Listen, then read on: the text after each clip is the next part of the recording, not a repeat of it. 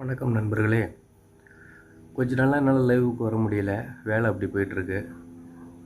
அடுத்தது என்னால் நம்மளோட கண்டென்ட்டே ஒரு வித்தியாசமான கண்டென்ட் இல்லையா, அதை என்னால் அடுத்தடுத்து நகர்த்தி என்னால் கொண்டு போக முடியல.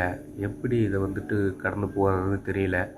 இன்றைக்கூட கூட இல்லாமல் 142வது நாள். இறுதளவில் சப்போர்ட் கிடைக்கலனாலும் எனக்கும் சில பேர் சப்போர்ட் பண்ணுறீங்க, ரொம்ப சந்தோஷம்.